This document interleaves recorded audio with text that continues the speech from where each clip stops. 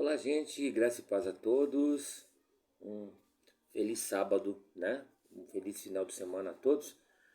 Eu vos convido a abrir a palavra de Deus aqui no livro de Gálatas, capítulo 3, né?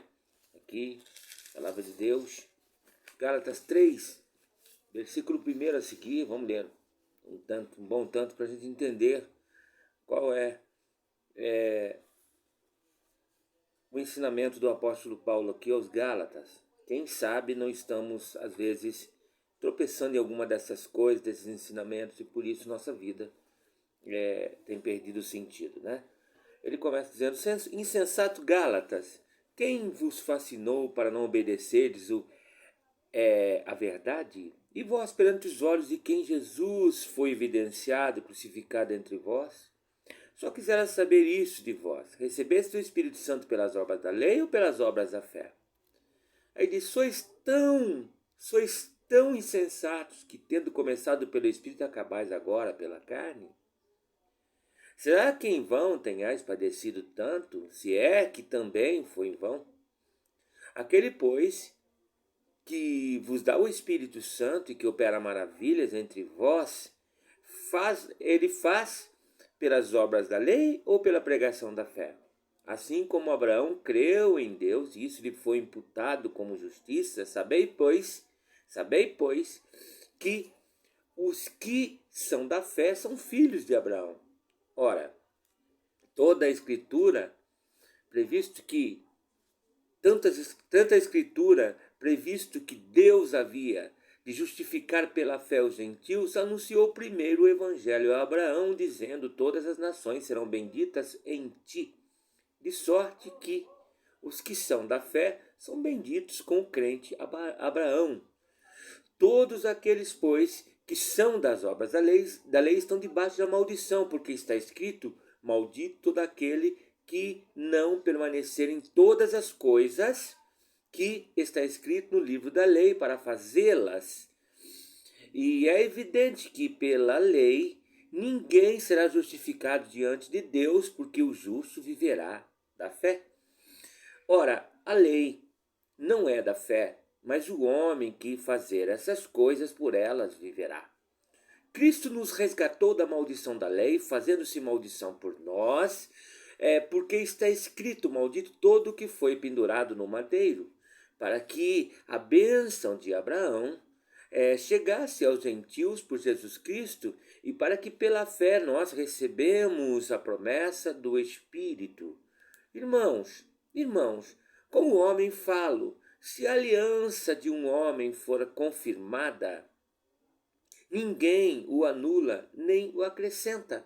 Ora, as promessas foram feitas a Abraão e a sua descendência. Não diz a descendências, né? Mas como falando de muitas, mas como de um só, de uma só, né? E é tua descendência, que é Cristo, originado em Cristo. Mas digo isto, que tendo sido a aliança anteriormente confirmada por Deus em Cristo, a lei que veio 430 anos depois não invalida de forma a abolir a promessa. Porque se a herança provém da lei, já não provém da promessa, mas Deus, pela promessa, deu gratuitamente a Abraão. Logo, para que é a lei? Foi ordenada por causa das transgressões, até que viesse a posteridade a quem a promessa tinha sido feita, e foi posta pelos anjos na mão de um medianeiro. Ora, o medianeiro não é de um só, mas Deus é um. Logo, a lei é contra a promessa de Deus? Em absoluto, de sorte alguma, porque se fosse dada uma lei que pudesse vivificar, a justiça, na verdade, teria sido pela lei. Mas a Escritura encerrou tudo debaixo do pecado, para que a promessa pela fé em Jesus Cristo fosse dada aos crentes, aos que creem. Mas antes que a fé viesse, estávamos guardados debaixo da lei, encerrados para aquela fé que se havia de manifestar. De maneira que a lei nos serviu de aio, de condutor, para nos conduzir a Cristo, apontando para Cristo, para que pela fé fôssemos justificados, não é? Para que pela fé pudéssemos ser justificados. Mas depois que veio a fé, já não estamos mais debaixo de condutores, de aios, né? De guardadores, porque todos sois filhos de Deus pela fé em Cristo Jesus, porque todos quantos fostes batizados em Cristo, já vos revestistes de Cristo. Nisso não há judeu, não há grego, não há servo, não há livre, não há macho nem fêmea, porque todos sois um em Cristo Jesus. E se sois de Cristo, então sois descendentes de Abraão e herdeiros conforme a promessa. Então aqui no capítulo 3 de Gálatas, Paulo começa dizendo o seguinte: insensatos Gálatas, doidos, loucos, vocês são doidos. Quem vos fascinou? O que está acontecendo com vocês para não obedecerem à verdade? A vós perante os olhos de quem Jesus, o nosso Cristo, foi evidenciado, crucificado entre vós. Será que vocês não viram que Jesus padeceu em seu lugar, em lugar de todos? Como sendo testemunhas oculares, ainda ousam abandonar a verdadeira fé, ousam achar que é pela lei, pelas obras da lei, não é? Aí Paulo faz uma pergunta: eu queria saber de vocês se vocês receberam o Espírito Santo pelas obras da lei ou pela pregação da fé. Aqui Paulo está afirmando categoricamente, né? Categoricamente, que o Espírito Santo não foi dada pelas obras da lei, mas sim pela pregação do Evangelho da fé. É pela graça sois salvos mediante a fé. Isso não vem de vós, é o dom de Deus. Não é por obra para que ninguém se glorie. Aí Paulo fala: vocês são tão insensatos, né? Que tendo começado pelo Espírito, vocês começaram bem, agora acabais pela carne, né? Por que vocês estão voltando aos rudimentos antigos? Paulo está dizendo que eles abandonaram a razão, abandonaram, né? Ao achá-los diante de uma insensatez, não é? Insensato que não é conforme ao bom senso, que não vive no bom senso, não vive na razão. E Paulo fala sobre isso. Será em vão que tenhais padecido tanto? Vocês sofreram tanto? Será que vocês não padeceram em vão? Não é? No passado? Se é que também isso foi em vão, não é? E ele continua dizendo, né? De que adiantou vocês terem sofrido tanto? Sofreram em vão. Aquele, pois, que vos dá o Espírito Santo, que opera maravilhas entre vós, ele faz pelas obras da lei ou pela pregação do Evangelho? Quando é que começou a acontecer coisas entre vós? Quando vocês observavam a lei ou depois do Evangelho? Né? Paulo é bem categórico, né? Jesus que vos deu o Espírito Santo, né? E Jesus que opera maravilhas. É Jesus que opera, né? O que é através da lei ou através da pregação da fé? Esse Jesus que opera, ele faz através da lei ou através da pregação da fé? É uma pergunta que os Gálatas sabiam responder. Com certeza, senão Paulo não teria indagado, né? Assim como Abraão creu em Deus, e isso lhe foi imputado como justiça, foi colocado como crédito, né? Como justiça, isso somou para a justificação. Sabeis, pois, que os que são da fé são filhos de Abraão. Se vocês não são da fé, não é filho de Abraão. Temos que ser da fé. Paulo está dizendo que nós devemos, como Abraão, que creu em Deus, né? E só por causa disso foi justificado por Deus. Nós precisamos saber que se somos filhos de Abraão, nós precisamos agir como nosso pai Abraão agiu, crendo em Deus e sendo justificados, porque isso nos é imputado como justiça. Essa justificação vem de Cristo, da morte, né, sacrificial de Jesus. E Paulo fala: ora, as escrituras havia previsto que Deus havia de justificar pela fé até a nós, os brasileiros, os gentios de outros países que não são Israel, não são os hebreus. Anunciou primeiro o evangelho, né, a Abraão, as boas novas a Abraão, dizendo: todas as nações serão benditas em ti serão benditas todas as famílias da terra. Aqui ficou bem claro que as escrituras, a Bíblia Sagrada, havia previsto, não é? Que havia de justificar pela fé todos os que eram anunciados. Éramos gentios, sendo primeiro anunciado o evangelho a Abraão, e agora, né, todas as nações serão benditas em ti. E nós somos benditos por causa da promessa, por causa de Jesus Cristo, que Deus cumpre em Cristo. De sorte que os que são da fé são benditos como o crente Abraão, Paulo diz. Se você não é da fé, se você não crê na salvação pela fé e pela graça, você está na lei, e na lei você é maldito, né? Uma vez que nós somos da fé, nós somos também benditos e não malditos, como era bendito o crente Abraão, não é? E todos aqueles, pois, Paulo diz no versículo 10, que são das obras da lei, estão debaixo da maldição. Quem está na lei está na maldição, porque está escrito maldito todo aquele que não permanecer em todas as coisas que estão escritas no livro dessa lei, para cumpri-los, para fazer. É maldito, porque não adianta cumprir 9 mandamentos e o 10º você não cumprir, porque aí você vai ser culpado de todos os outros, não adiantou. É a misericórdia do Senhor que é a causa de nós não sermos consumidos, né?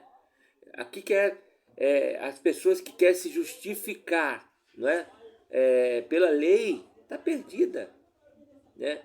Por mais que pareça, tá, aparentar santidade, ou por mais que pareça essas obras aparentar uma certa rigidez, algo assim, né? Não vale de nada diante de Deus como justificação, porque está debaixo da maldição. Porque o verso aqui nos diz, o versículo diz: maldito todo aquele que não permanecer em todas as coisas que estão escritas no livro da lei para fazê-los. Todas as coisas, né? E é evidente que pela lei ninguém será justificado diante de Deus, né? Porque o justo viverá da fé, Paulo diz. O justo não vive da lei. Não vem, né? Eu vou dizer uma coisa. Eu sou, né, bom por causa disso, eu sou bom por causa daquilo, eu sou bom porque eu faço isso. Não tem bom. Bom é o Pai que está nos céus. Pessoas que são dessa forma, que falam assim, jamais será justificado diante de Deus. Porque a nossa justiça é como trapo de imundícia. A nossa justiça humana é como trapo de imundícia diante de Deus. A palavra diz que o justo viverá da fé e não das obras da lei, né? Porque a lei não é da fé. A lei é lei. Mas o homem que fizer essas coisas, por elas viverá. Ou seja, não tem direito à graça, porque quer se justificar pelas atitudes, pelas obras da lei. E não é por aí, né? A lei não é da fé, né? E quem quiser se justificar, quem quiser justiça de salvação, quem quiser ser salvo através da lei, vai ter que viver por ela, vai ser julgado por ela no final. Isso significa nunca tropeçar em nenhum mandamento, que senão está perdido. Se guardou 9, não guardou um, você vai ser condenado por aquele um. Tem que cumprir toda a lei, não é? Então Cristo nos resgatou, ele fala no versículo 13, da maldição da lei, fazendo-se maldição por nós. Então não invalide os benefícios do Calvário, porque está escrito: maldito todo aquele que for pendurado no madeiro. Jesus se fez maldição por nós e hoje somos livres. Cristo nos resgatou da maldição da lei, se tornando maldição, não é, em nosso lugar. Porque está escrito: maldito todo aquele que for pendurado no madeiro, né? E diz lá que Paulo no versículo 14, para que a bênção de Abraão chegasse aos gentios, não é? Por Jesus Cristo, e para que pela fé nós recebêssemos a promessa do Espírito. Olha que maravilha, que coisa maravilhosa, não é?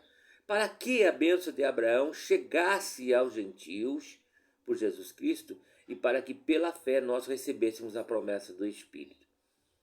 Aí ele fala no versículo 15, irmãos, como o homem falo, se a aliança de um homem for confirmada, ninguém a anula, nem o acrescenta. Uma aliança, que Paulo está dizendo, mesmo que for por homem confirmada, ninguém pode anular ou acrescentar. É um contrato, é um trato. Imagine com Deus. Se com um homem é assim, imagine Deus, né? Imagine uma aliança feita por Deus com os homens, não é? Carimbada com o sangue do seu Filho amado Jesus Cristo, não é? Aí no versículo 16 ele diz, olha aqui, né? Ora, as promessas foram feitas a Abraão e a sua descendência. Não diz as descendências como falando de muitas, mas como de uma só. A tua descendência, que é Cristo. Paulo aponta para Cristo. Aqui, quando fala de descendência, nos inclui, porque este benefício vem de Cristo para nós, né? Porque Jesus nos gerou para o Pai, né? E no versículo 17 ele diz o seguinte aqui: mas digo isto, que tendo sido a aliança anteriormente confirmada por Deus em Cristo, a lei que veio 430 anos depois não invalida de forma a abolir a promessa. Deus fez uma aliança em Cristo lá no Éden, não é? Lá no Éden, não é? E a lei que veio 430 anos depois não invalida, nem pode abolir a promessa de Deus lá no passado, porque já foi antes de qualquer coisa. A lei não é tudo. Porque se a herança provém da lei, Paulo diz no versículo 18, já não provém da promessa, né? Mas Deus, pela promessa, deu gratuitamente a Abraão. Então somos herdeiros, né? Não porque nós somos bons, não porque somos ótimos em observar as leis. Não, nós não somos bons em observar as leis, os mandamentos, não somos mesmo, não é? Mas nós somos herdeiros por causa da promessa que Deus fez ao nosso pai Abraão e que se cumpriu em Cristo Jesus, que validou essas promessas, derramou esse sangue em nosso lugar, que pagou, que cumpriu as exigências de santificação. O véu que separava não separa mais. Jesus riscou a cédula que nos era contrária. Então, logo, para que a lei, então? Por que serviu a lei? Foi ordenada por Deus por causa das transgressões, muitas transgressões, até que viesse a posteridade, a quem a promessa tinha sido feita, e foi pelos anjos, né? Na mão de um medianeiro, Paulo diz. Então, para que serve a lei? Não é? A lei, ela teve o seu tempo, tá? de contenção, por assim dizer, não é? Mas venceu, que foi ordenada por causa das transgressões, tinha que ter alguns princípios, e só durou enquanto não chegasse o Messias da posteridade, nosso Senhor e Salvador Jesus Cristo, a quem a promessa tinha sido feita, né? E foi posta pelos anjos, né? Na mão de um medianeiro, que é Jesus Cristo, não é outro. Então o medianeiro não é de um só, mas Deus é um só, Deus é único, não é? Deus é um, né? Um só. Medianeiro significa aqui que serve de intermediário, né? De elo intermediário entre outro elo, entendeu? Logo, a lei é contra as promessas de Deus? Paulo fala, não, de maneira nenhuma, de sorte alguma, porque se fosse dada uma lei que pudesse vivificar, né, justificar, né, na verdade, né, se tivesse isso, teria sido pela lei, não precisava Jesus morrer por nós, já que ele morreu, é por causa dele. Então a lei, ela é boa porque veio de Deus, mas não serve para salvar, porque ela não nos vivifica, né? Porque se ela nos justificasse, né, não precisaria Jesus descer aqui. Você concorda comigo? Morrer por nós, sofrer tanto, né? Que ele se tornou nosso Salvador, nosso justificador. Mas as Escrituras ocorreu. E a palavra diz que as Escrituras Sagradas encerrou tudo debaixo do pecado, para que a promessa pela fé em Jesus Cristo fosse dada aos crentes, aos que creem, e não àqueles que acham que observam lei, né? Então não adianta, de jeito algum, ou na verdade, de um jeito ou de outro, nós todos pecaram, ninguém escapa. Todos pecam. Todos pecaram, destituídos estão da glória de Deus. Ninguém escapa disso. Por isso a promessa, pela fé em Jesus, foi dada aos crentes. Eu posso cometer pecados, mas eu sou de Jesus. Eu sou crente. Eu confio nos benefícios de Jesus. Eu sei que ele me justifica. Eu não gosto do pecado, porque eu nasci de novo. Mas falar que não peca, já acabou de pecar, né? Antes que a fé viesse, nós estávamos guardados debaixo da lei, no versículo 23 ele diz. Encerrado, né, para aquela fé que se havia de se manifestar. Não havia uma fé, não havia nem esperança. Hoje tem, né? Antes de Deus nos apresentar a fé, né, a lei servia para nos fazer saber que nós somos maus. A lei só serve para apontar nossas falhas. Mas aquela fé que se manifestou resolveu tudo. Porque a fé em Cristo me coloca de volta na pista. A fé em Cristo me coloca de volta na esperança. A fé em Cristo me coloca de volta na vida abundante, né? De maneira que a lei nos serviu só de condutor, só para... A lei me ensina que eu preciso de Salvador. É diário, como diz Paulo, aqui a palavra grega, né?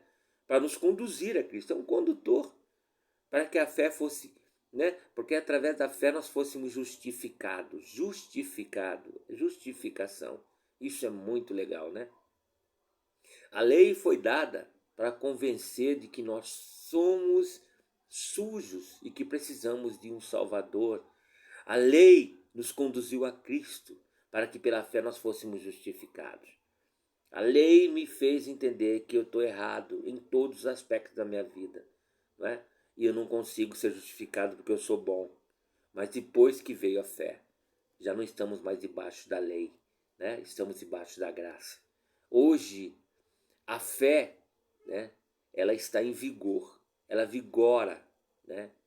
Nós não estamos mais debaixo das babás, não estamos mais debaixo de mediadores, de curadores, de quem guarda os nossos bens, cuidadores, né, vigiadores. Não, hoje não, porque nós estamos na graça. Porque todos sois filhos de Deus pela fé em Cristo Jesus, Paulo diz. Pela fé todos nós somos filhos de Deus em Cristo Jesus. Porque todos quantos fostes batizados em Cristo, Paulo diz, né, já vos revestistes de Cristo. Né? Então aqueles que foram batizados em Cristo estavam revestidos, estão revestidos e vai continuar revestidos de Cristo. O batismo de Cristo não é o batismo nas águas, viu gente? O batismo em Cristo é viver debaixo da ordenança de Cristo, não é? Então, nisto não há judeu, não há grego, não há servo, não há livre, não há macho, nem fêmea, porque todos nós, ou todos vós, sois um em Cristo Jesus. E aí, não tem, né, essa de dizer aí, ó, eu sou dessa nação, eu sou judeu, eu sou esse, não tem privilégio. Todos é igual. Chega a todo mundo, mesma coisa. Não tem se é escravo, não é, servo ou livre, né? Em outras palavras, se você está dizendo, né, ou não, se você está achando que é melhor do que o outro, não, não é. Todos somos iguais. Não há macho, não há fêmea, porque todos vós sois um em Cristo Jesus. Deus não vê e não faz acepção de pessoas. E se somos de Cristo, então somos descendência de Abraão, como Paulo diz, não é? E herdeiros conforme a promessa, né? Essa é a maravilha de podemos viver no Evangelho de Cristo, né? Se somos de Cristo, somos a família de Abraão, né? E as heranças de Abraão, sabe, são nossas também. Se somos herdeiros, se fomos filhos de Abraão, somos herdeiros conforme a promessa. E em Cristo nós passamos também a fazer parte desse todo, não é?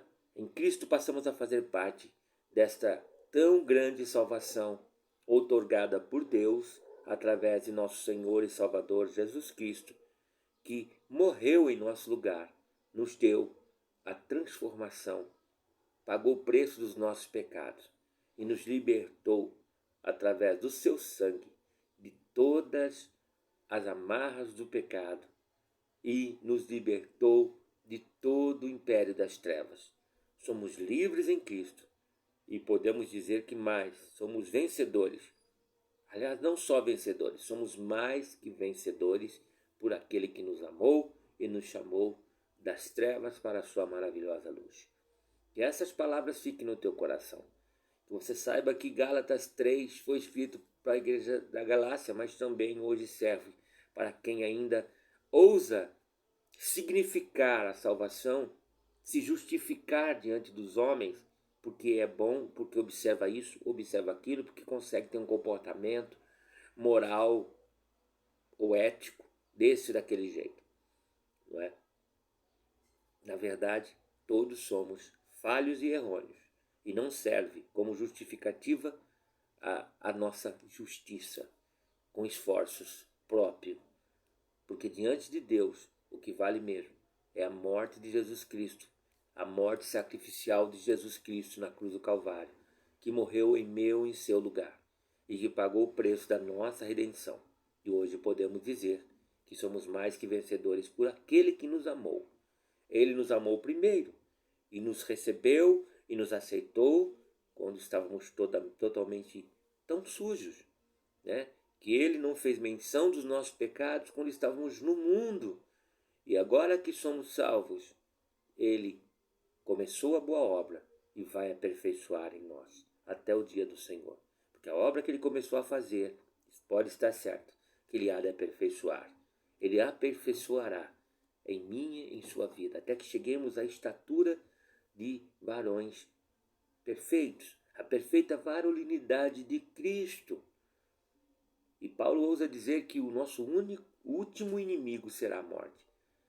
Até então, nós estaremos pelejando e lutando contra tantos inimigos, tantos que se levantam para nos desbaratar, para nos tirar a esperança, para nos tirar a fé que há em Cristo Jesus. Você é salvo por causa de Jesus e porque ele teve misericórdia e morreu em nosso lugar. Derramou o seu sangue, entregou sua vida por mim e por você, em meu e em seu lugar, que cumpriu toda a exigência de Deus de santificação e justificação. Deus derramou a ira do mundo inteiro sobre o seu Filho. Deus amou o mundo de tal maneira que entregou o seu Filho unigênito para todo aquele que nele crê, não morra, não pereça, mas tenha vida eterna. Não tenha a segunda morte, mas a vida eterna. Não morte eterna, vida eterna. Não condenação eterna, salvação eterna. Que Deus abençoe. Tudo que Deus faz na sua vida é eterno. E Ele está trabalhando para desenvolver em você a salvação de forma completa, profunda, ampla e totalmente eficaz. Que Deus abençoe. Fiquem na paz e grande amor. E Shalom Adonai a todos. Em nome de Jesus.